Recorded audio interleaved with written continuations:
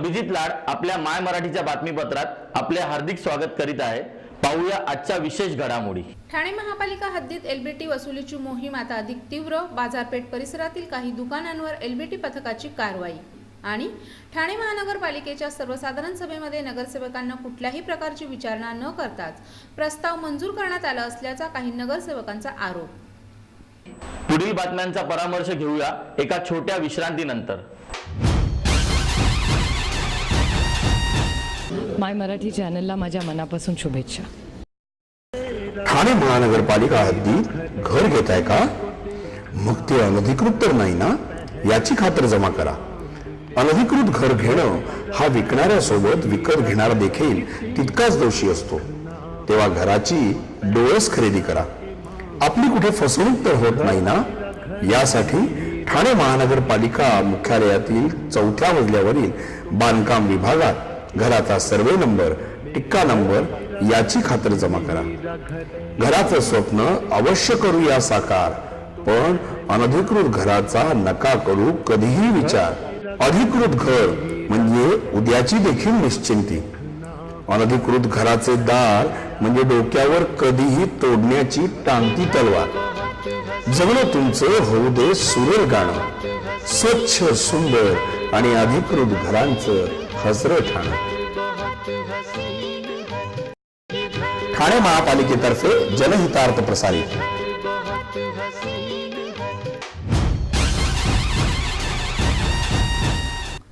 ठाणे महापालिका हद्दीत एलबीटी वसुलीची मोहीम आता अधिक तीव्र करण्यात आली असून एलबीटी पथकानं ठाण्यातील काही दुकानांवर छापा टाकून लाखो रुपयांचा एलबीटी कर जमा केला। स्थानिक संस्था कर भरण्यास टाळाटाळ करून पथकांना गुंगारा देणाऱ्या दुकान आणि व्यापाऱ्यांवर कारवाई करा असे आदेश पालिका आयुक्तांच्या आदेशात दिले होते। यानंतर ही कारवाई करण्यात आली आहे। पालिका पथकानं ठाण्यातील ठाणा मार्केट आणि खारकराळी परिसरातील होलसेल खाद्यतेल विक्रेते Madanlal Khimji Thakkar, Oswal oil depot, Sanjay oil depot, Shah Chhaganraj company, Darshan traders oil depot, Mahendrakumar Bhavarlal company अशा दुकानांवर छापे मारले। एलबीटी उपायुक्त दिलीप ढोले यांच्या मार्गदर्शनाखाली सहाय्यक आयुक्त स्वाती देशपांडे, कार्यालयीन अधीक्षक प्रकाश ईर्षा, झुंजार परदेशी, सुनील पाटील आणि इतर कर्मचारी या छापेमारीत सहभागी झाले होते। दरम्यान स्थानिक संस्था कर न भरणाऱ्या व्यापाऱ्यांनी त्वरित कर भरावा असं आवाहन पालिका आयुक्त असीम गुप्ता यांनी केलं आहे। ठाणे महानगरपालिकेच्या काल झालेल्या सर्वसाधारण सभेमध्ये मिलिंद पाटणकर विषयावरून गोंधळ सुरू असतानाच केवळ 5 मिनिटांमध्ये करोडो रुपयांचे प्रस्ताव मंजूर करण्यात आल्यामुळे आश्चर्य व्यक्त होत आहे। नगरसेवकांना कुठल्याही प्रकारची विचारणा न करताच प्रस्ताव मंजूर करण्यात आला असल्याचा आरोप काही नगरसेवकांनी केला असला तरी सभागृहात ठराव केल्यानंतरच मंजुरी देण्यात आल्याचं महापौरांनी सांगितलं आहे। तर गोंधळात ठराव मंजूर करण्याचा प्रकार नित्याचाच झाल्याचा आरोप नगरसेवक करत आहेत।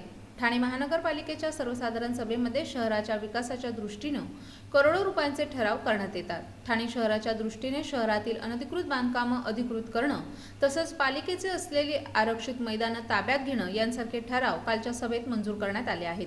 काल सर्वसाधारण सभेत सत्ताधारी आणि विरोधक यांच्यामधील काही ज्येष्ठ आणि निवडक नगरसेवकांनी ठराव मंजूर करीत असतानाच नवीन नगरसेवकांना बोलून न देताच सदरचे ठराव मंजूर करण्यात आल्याचा दावा पालिकेतील आघाडीच्या नगरसेवकांनी केला आहे। तसं मी उपोषण यासाठी केलं होतं की प्रशासन चुकं होतं कुठेतरी, पण वारंवार हा जो विषय आहे प्रशासनाच्या कामकाजाचा, प्रशासनात चुकवायला पण आज असं दिसलंय निदर्शनामध्ये आलेलं आहे की सर्वपक्षीय ज्येष्ठ नगरसेवक, महापालिकेतले पदाधिकारी हे देखील ह्याच्यामध्ये सामील आहेत। एकाही पदाधिकाऱ्याने एक शब्द बोलला नाही आणि ज्या पद्धतीने हे वेल प्लॅन सगळं केलं आणि 20 लाख ठाणेकरांच्या जीवाशी विषय होते, विकासाचे विषय होते आणि काही विकासकांशी सभा विषय होते, म्हणून हे जाणीवपूर्वक फक्त प्रकरणाचे क्रमांक बोलून स्वतःच महापौर मंजूर बोलतात आणि सभा विसर्जन करून टाकतात, सभा समाप्तीची घोषणा करतात। आणि हे आता नाही झालं, यापूर्वी झालंय। यापूर्वी देखील मी महापौरांना पत्रव्यवहार केला, आयुक्तांना पत्रव्यवहार केलेला आहे आणि आता ह्याच्यामध्ये मी न्यायालयीन कारवाई करायच्यासाठी पुढे जाणार, कारण की मला वाटत नाही की एवढ्या लोक इथे न्याय भेटेल, कारण की 2 दिवस उपोषण केलेलं आहे, मी बघितलेलं आहे काय परिस्थिती आहे इथे आणि शासन स्तरावर मी पहिले प्रयत्न करणार। शासनाने जर ह्याच्यावर कारवाई तात्काळ नाही केली तर माननीय उच्च न्यायालय हे सर्वांसाठी खुलं असतं आणि न्यायालयाला ह्यामध्ये मी दाद मागीन। माझ्यासोबत जे कोण असतील एकत्र असता आम्ही जाऊ, ना तर मी व्यक्तिशाही जाईन। या संदर्भात न्यायालयात जाण्याचा इशारा देखील नगरसेवकांनी दिला आहे। तर याआधीच सर्व अडचणीत असतानाही पालिकेच्या सावळ्या गोंधळावर बोलणारे मिलिंद पाटणकर कोणत्याही विषयावर बोलण्यासाठी तयार नव्हते। ठाणे महानगरपालिकेच्या सभागृहात सर्वच ठरावाची माहिती सभागृहातील नगरसेवकांना आगाऊ देण्यात येऊन सभागृहात सर्वानुमते ठराव मंजूर झाल्याचं महापौरांनी सांगितलं आहे। विश्वासात न घेण्याचा विषयच येत नाही का, जे विषय येतात ते प्रत्येक 8 दिवस अगोदर नियमानुसार अजेंडा सन्मान्य नगरसेवकांकडे दिला जाते। त्यासाठी त्यांना काय विषय माहिती नसतात किंवा काय नसतात ते विषयच वाचून मंजुरी दिली असते। आणि हे जे विषय असतात हे प्रशासनाने पाठवलेले विषय असतात, ते काय महापौर आणि मी काय पाठवलेले विषय नसतात। ते ह्या ठाणे महापालिकेचे हिताचे विषय असतात, त्यांच्या प्रभागातील विषय असतात, विकासाचे विषय असतात। त्याच्यामुळं ते थोडंसं विषय वाचून झाल्यानंतर रीतसर विषय मंजूर देण्यात आलेली आहे। त्यामुळे असं ते गोंधळ नगर काय म्हटलं तर वावं ठरणार नाही। एका मिनिटामध्ये कसं आपण बघितलं असाल का, मला वाटतं 3 वेळा सभागृह नेत्याने संपूर्ण विषय बोलले। हां, त्याच्यात थोडंसं त्यांचं आता मला हे लक्षात येत नाही, पाटणकरांचा जो विषय होता तो आमचा युतीचा विषय आहे आणि तो खूप पोट प्रलंबित विषय आहे। त्याच्यामध्ये विरोधकांनी विचारणंही मला वाटतं योग्य नव्हतं असं मला वाटत होतं, पण तरी पण ठीक आहे। त्यांनी ते खुलासा विचारला तर खुलासा ताबडतोब आमच्या आयुक्तांनी दिला। त्यांनी सांगितलं का हे कोर्टात विषय असल्यामुळे इथे भाष्य करणं योग्य ठरणार नाही। तेच रुलिंग मी देखील दिलं होतं। पुन्हा भेटूया अल्पशा विश्रांतीनंतर। माय मराठी चॅनलला माझ्या मनापासून शुभेच्छा। मीटिंगवर मीटिंग्स करतानाही होतील पे सगळे बिल्स। बायको सोबत शॉपिंगला घ्या बॅलन्स चेक करायचा थ्रिल। मित्रांबरोबर पार्टी करताना घ्या फंड ट्रान्सफरचा फील। किचन मधूनही करेल आई तिचा मोबाईल रिफिल। सर्व काही होईल शक्य जर असेल हाती TJSB मोबाईल बँकिंग।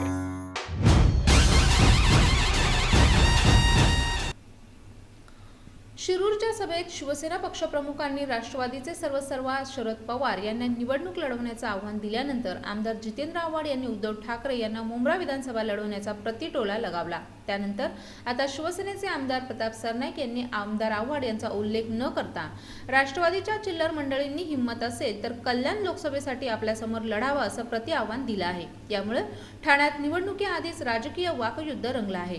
ठाण्यातील राष्ट्रवादीचे नेते कार्याध्यक्ष जितेंद्र आव्हाड यांनी उद्धव यांना दिलेल्या मुंब्र्यात निवडणूक लढवण्याच्या आव्हानाबाबत त्यांना छेडलं असता त्यांनी मोठ्या नेत्यांच्या वादात चिल्लर मंडळींनी पडू नये, तेव्हा हिंमत असेल तर कल्याण लोकसभेत आपल्यासमोर लढावं असं प्रतिआव्हान आमदार आव्हाड यांचं नाव न घेता प्रताप सरनाईक यांनी दिलं आहे।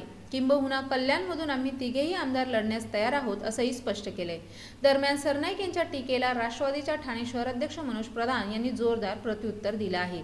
सरनाईक यांनी आधी स्वतःच्या मतदारसंघात तिकीट मिळतं का ते पाहावं। आमदार आव्हाड राष्ट्रवादीत तिकीट वाटणाऱ्यांपैकी आहेत। सरनाईक यांना बहुधा विसर पडला असेल की त्यांना काही वर्षांपूर्वी डोंबिवली का सोडावी लागली याचा विचार करावा असा बोचरा सवाल करून त्यांनी चंद्रावर थुंकण्याचा प्रयत्न करू नये, अन्यथा थुंकी त्यांच्याच तोंडावर पडेल अशी खिल्ली उडवली आहे। एकीकडे निवडणुकांसाठी प्रचार सुरू झाला असतानाच पक्षाध्यक्षाविरोधात आरोप प्रत्यारोपांमुळे सर्वांनी या वादात उडी मारून प्रसिद्धी लाटण्याचा प्रयत्न केला असल्याचं सध्या बोललं जात आहे। असं आहे ना, ओवळा माझी वाडत तर त्यांचं काम नाही। ओवळा माझी वाडतनं जिंकतील की नाही याची शाश्वती नाही, तिकीट मिळेल की याची शाश्वती नाही। आता तिकडनं त्यांना कोण तिकीट देणार? आता जितेंद्र आव्हाड हे तिकीट वाटणाऱ्यांच्या पंक्तीत बसलेत, यांना अजून तिकीट मागायचं आहे।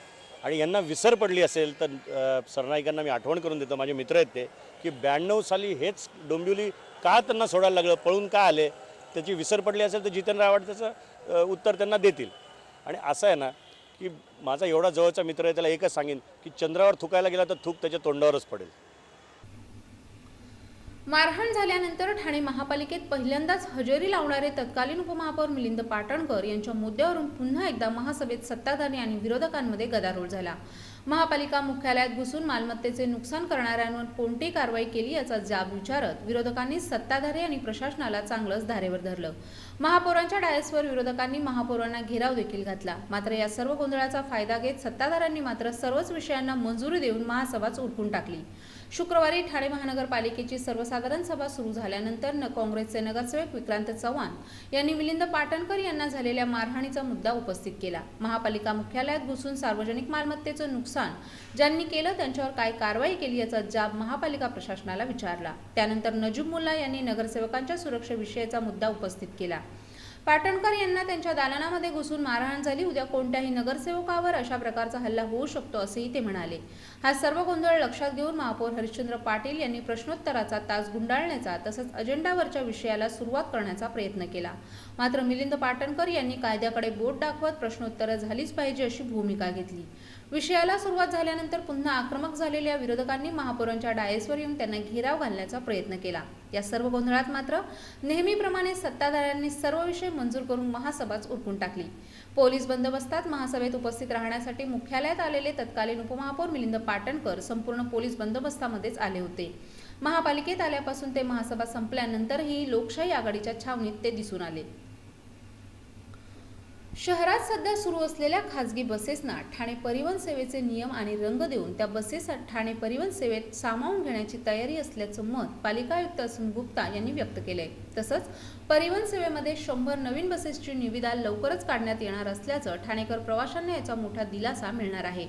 अवैध बसेसवर धडक कारवाई झाल्यामुळे अवैध वाहतूक थांबली आणि प्रवाशांची गैरसोय मात्र वाढली. प्रवाशांची होणारी गैरसोय लक्षात घेऊन महाराष्ट्र विधान परिषदेचे उपसभापती वसंत डावखरे यांनी पोलीस अधिकारी, परिवहन अधिकारी, महानगरपालिकेचे अधिकारी, आमदार, नगरसेवक आणि प्रवासी महासंघाचे पदाधिकारी यांच्या समवेत ठाणे महापालिकेमध्ये एका बैठकीचं आयोजन केलं होतं. याच बैठकीत गुप्ता यांनी खासगी बसेस टीएमटी मध्ये सामावून घेण्याबाबत हिरवा कंदील दर्शवला. प्रवाशांच्या सोयीसाठी टीएमटीच्या बसेस अपुऱ्या पडत असल्याचं मान्य केलं.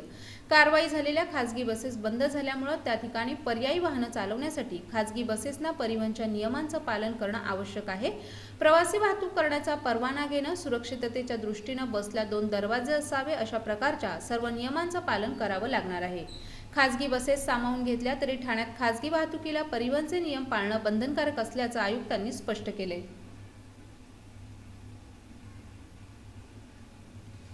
संयुक्त पुरोगामी आघाडी सरकार विरुद्ध लाट आली नसून देशातील राजकीय परिस्थिती अस्पष्ट असल्याचं राष्ट्रवादी काँग्रेसचे अध्यक्ष आणि केंद्रीय कृषी मंत्री शरद पवार यांनी म्हटलं आहे. तसंच आगामी लोकसभा निवडणुकीत प्रथमच मतदान करणाऱ्यांची भूमिका महत्त्वाची ठरणार असल्याचं सांगून हे नवे मतदार आणि प्रादेशिक पुढील सरकार कोणाचं असतील हे निश्चित करतील असं मत त्यांनी व्यक्त केलंय.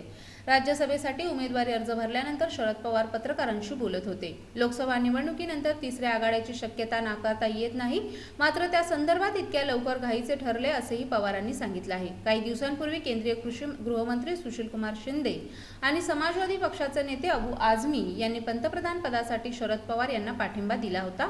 या संदर्भात बोलताना पवार म्हणाले की कोणाला काहीही बोलू दे, पण आपण त्यावर भाष्य करण्यास उपलब्ध नाही. राष्ट्रवादी काँग्रेस मर्यादित जागांवर निवडणूक लढवत असून त्यामुळे पक्षाला त्याच्या मर्यादा माहीत आहेत असंही ते यावेळी म्हणाले. पुन्हा भेटूया अल्पशा विश्रांतीनंतर. माय मराठी चॅनलला माझ्या मनापासून शुभेच्छा.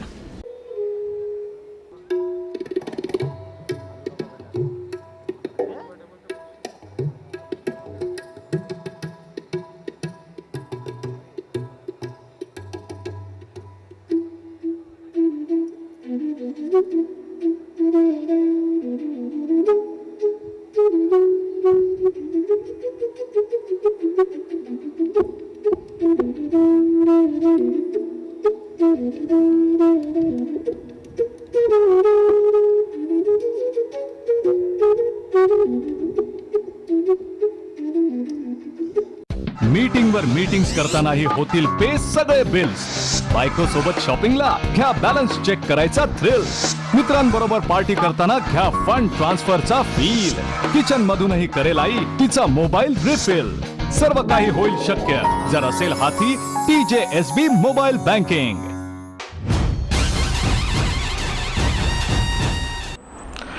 आपल्या काही सूचना अथवा प्रतिक्रिया असल्यास संपर्क साधा. आमचा पत्ता my Marathi news channel B2 plot number 59 Smruti society Nana Nani park जवळ सावरकर नगर ठाणे पश्चिम 400606. अधिक संपर्कासाठी 9320277007 किंवा 8652020555. तर मग पुन्हा भेटूया उद्या याच वेळी याच ठिकाणी आपल्या आवडत्या माय मराठी बातमीपत्रात. तोपर्यंत धन्यवाद.